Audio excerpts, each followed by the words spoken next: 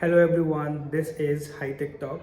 So Instagram have added one more new feature, that is 20 minutes reel.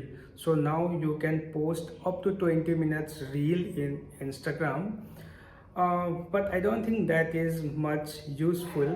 It will the 20-minute reels will never get viral if you have such content like where you are expressing or explaining those type of things that can be useful for your audience, but this type of reels will never get viral. So I will show you how to use this feature. So to use 20-minute reels, you have to go to a reels option. I will click on plus.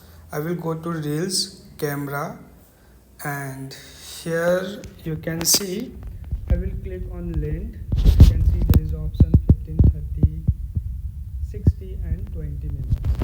So if I will click on 20 minutes and record, I will be able to record up to 20 minutes and you can publish this. So I hope you will find this video useful. Thank you.